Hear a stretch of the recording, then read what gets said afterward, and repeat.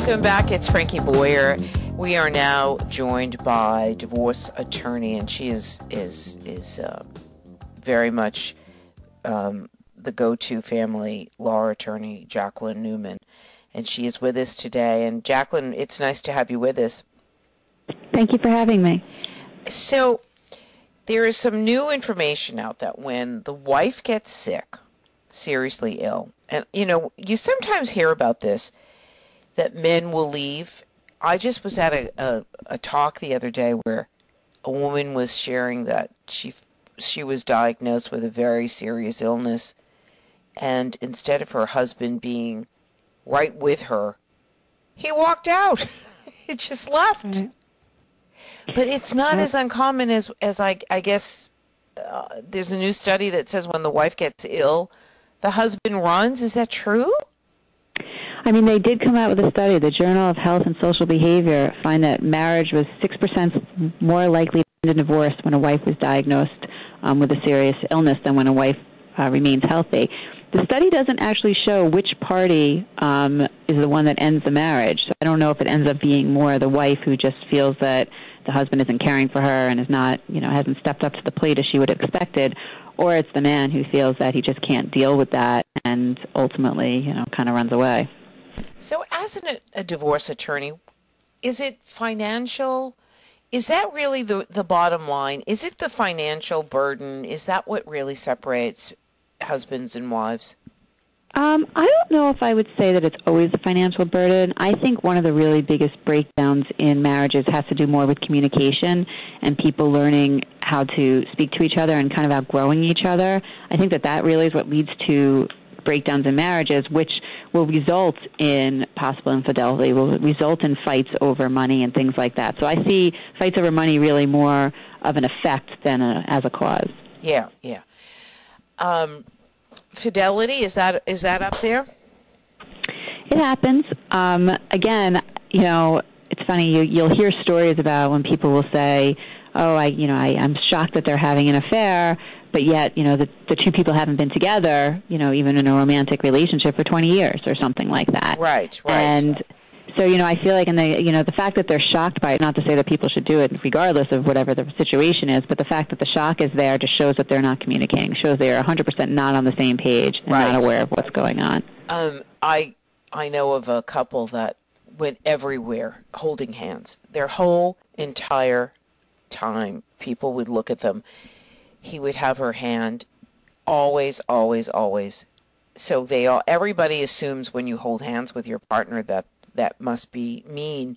That we all think of it as being, wow, isn't that wonderful? They hold each other's hands. They must be so in love with each other and so connected. And so when their marriage ended, people were like, oh, how is that possible? They never stopped holding hands the whole time. 1 week they're holding hands and the next week they're divorced. They're separated. They're leaving each other. And it's so interesting because she realized that she was in love with another woman. Mm. And, so it's the secrets that we keep and it's the secrets that happen. So not all is as it appears to be in life. Well, that is definitely true. It's, being on this side of the desk and seeing people's relationships as they unfold, it is really amazing how many people just don't know what's going on behind closed doors. We do have many. Go ahead. Do you just ever say to a couple or to the spouse, can you just go back home and work it out? Is there any way that you can make this happen? Have you felt like this is a big mistake? You're making a big mistake. Is there any way you can go back and make this marriage work? I don't know if I've ever said that someone is making a mistake, but one of the things I do ask almost every client that walks in, one of my first questions is, are you sure you want to get divorced? And if they hesitate in any way whatsoever, I encourage them to go to counseling. I encourage them to try to work it out because it's such a terrible, difficult process that I feel I don't want people going through it unless they're absolutely positive this is what they need to do. Yeah. Are the numbers any different today than they were 10 years ago of the marriages that end in divorce? Are the statistics that they hold, are they any different? It's hard to follow statistics because often they're measuring. You don't know exactly what sample they're measuring. Not to mention the fact I think less people are getting married now than they were. I think there's a lot more of the Goldie Hawn, Kurt Russell relationships. So it is hard to say. I mean, they say that their divorce rates are up. You read one study that says they are, and you read one study that says they're not. And also with same-sex marriages entering the picture, that's going to be also, affecting, obviously, any kind of studies that they're doing. Right. So it'll be interesting to see. Our family is just not our family unit is not what it used to be. Mm-hmm. It's changing. I would agree. And so I think that true. Yeah, with the times changing and all of that.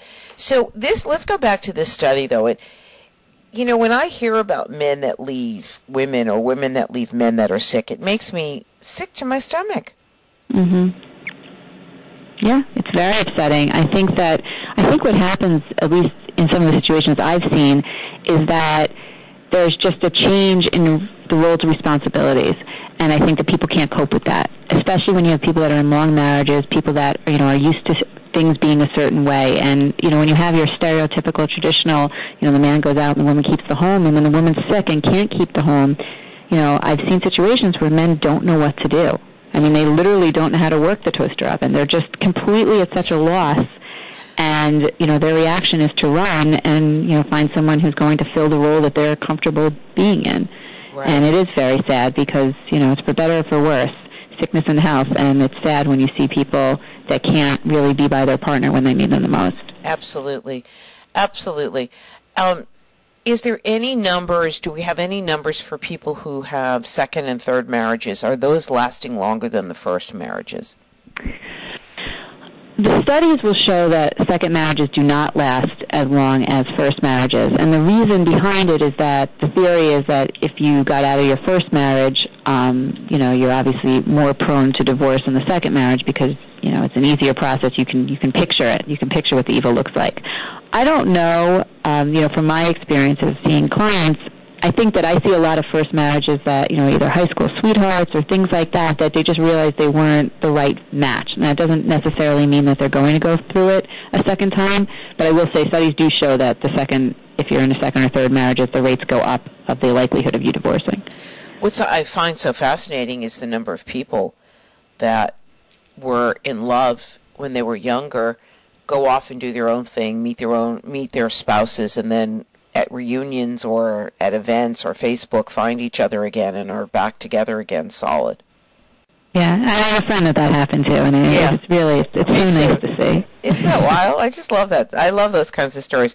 Yeah. Thanks so much for coming on and keeping us on top of some of the newest and hottest studies when it comes to marriage, life, marriage, and divorce.